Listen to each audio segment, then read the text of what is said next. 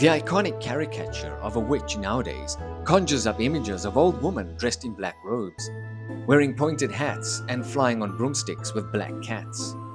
Was this how witches were identified during the mass witch hunts? Is there even any recorded evidence of people practicing witchcraft dressed like this?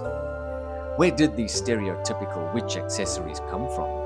And are any of them intrinsic to witchcraft practice?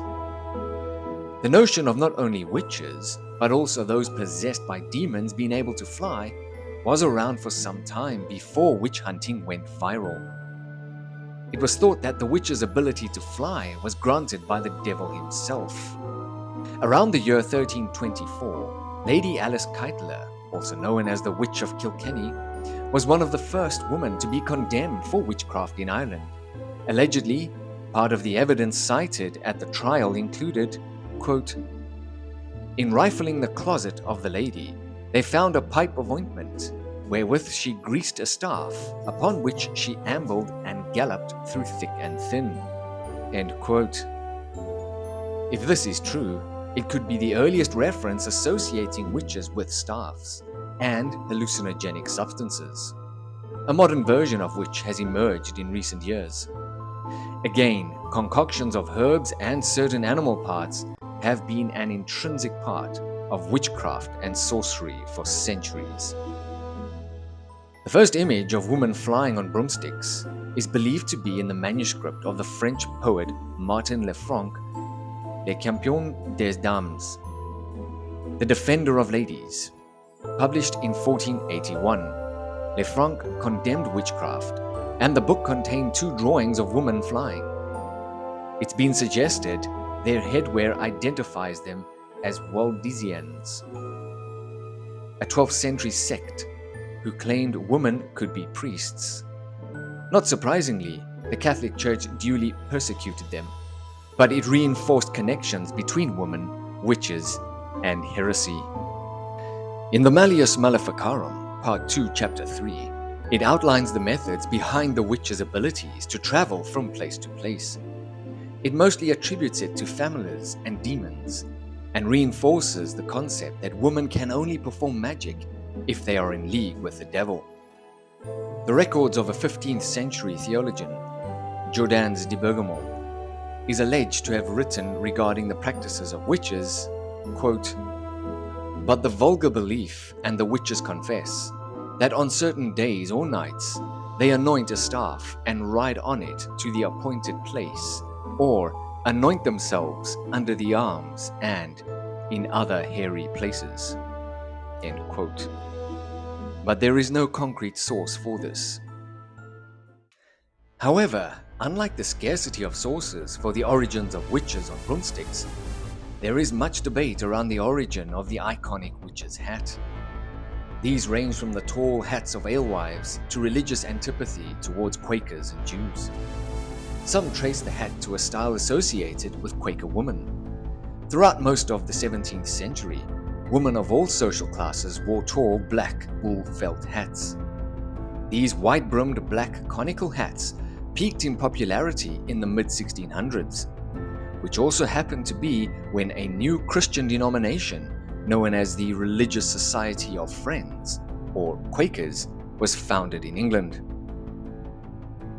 The Quakers' beliefs were considered radical at the time, especially the idea that women and men were spiritual equals, and that women were permitted to be preachers. Quakers faced persecution and imprisonment, while Quaker women in particular were accused of witchcraft. These preacher women wore pointed or conical hats with caps underneath, aprons, and high-heeled shoes. Sounds familiar. The thing is though, pointed or conical head accessories go back much further in history. A hat often represented something magical, official, or authoritative, something greater than the individual who wears it. The headgear has the ability to symbolically or otherwise transform the bearer into something beyond his or her everyday existence, kind of like the effect of a uniform can have. Pointed hats specifically make their bearers visible from a long distance, and seem to have been an important sign of divinity. The ancient Sumerians often depicted their gods with pointed headgear, and Egyptian pharaohs, who were worshipped as demigods, wore conical-shaped crowns. The Zoroastrian priests of Persia and the Middle East in general were often called magi, which is where the modern words magic and magician originate. These magi were often depicted wearing a hat known as a Phrygian cap, a soft hat with a conical peak bent forward. The Zoroastrian clergy seem to have inherited this headgear tradition from the enigmatic Scythian horsemen of Central Asia, to which are attributed the conical gold hats dating back to Bronze Age Europe. Christian popes also wore pointed hats, and it has been said that this custom originated among bishops of Syrian Christians, who were inspired by the headgear of the aforementioned Zoroastrian clergy. And it's from the theologian John Duns Scotus, who by donning an airy form of a pointed hat, believed it stimulated his thinking. This is the source for the name of the dunce cap, which was placed on the heads of failed or noisy students who were forced to wear it as punishment for their mistakes and misdeeds.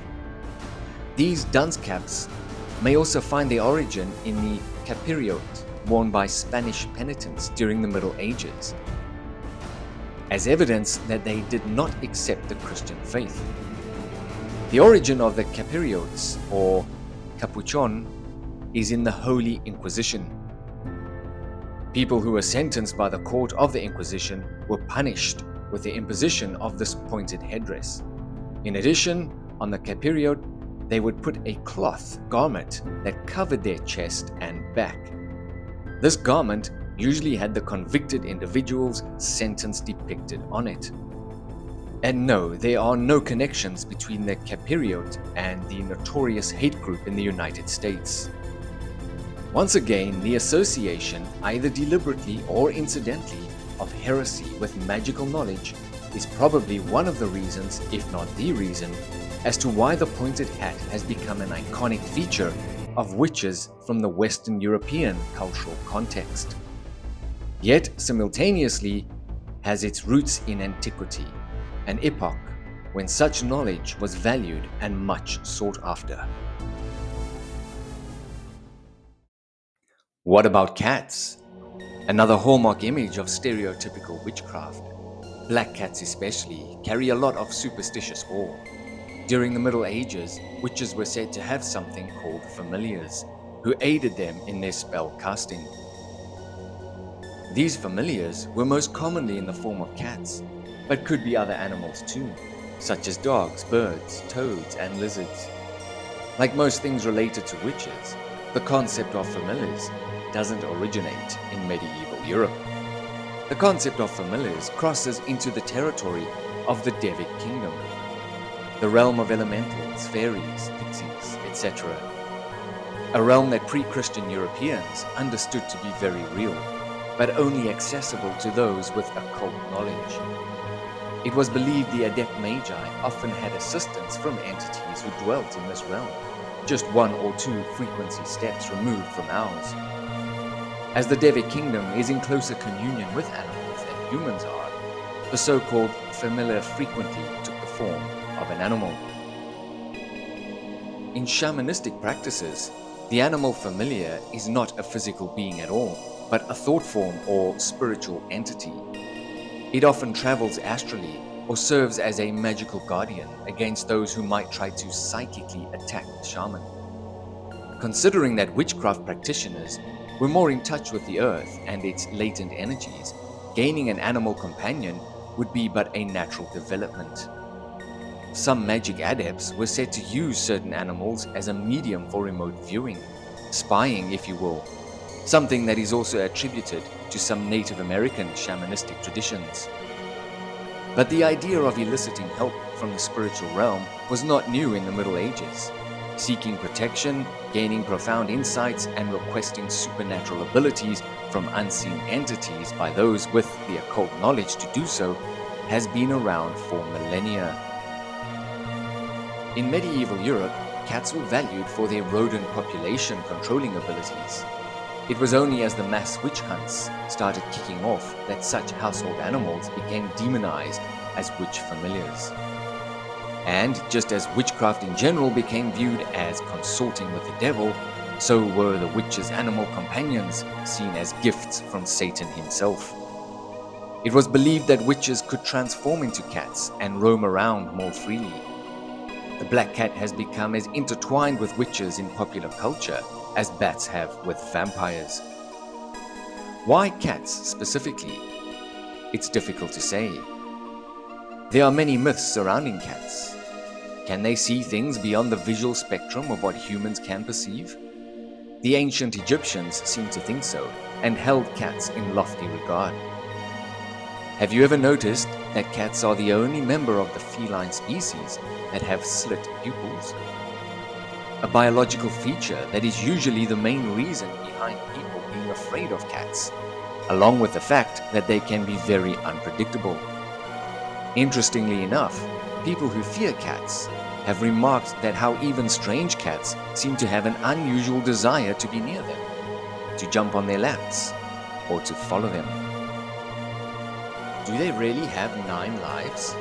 Some regions of Spain believe cats have 7 lives, while certain Turkish and Arabic traditions hold that they have 6 lives. The Egyptian goddess Bastet could switch between the body of a cat and that of a human, which implied she had multiple lives. And in numerology, the number 9 is considered to be made up of 3 groups of 3. In witchcraft, the power of 3 by 3 by 3 holds significant importance. The takeaway point here is that long before they were demonized as the devil's gift to witches, cats were seen as magical creatures by many different cultures. And if there was one thing the early church loved to do, it was to crush the magic out of society. From anointing other hairy places and wearing pointy hats, to riding broomsticks and enjoying the company of familiar cats, the idea of witchcraft has been abated, branded superstition outdated by the modern priesthood of scientific facts.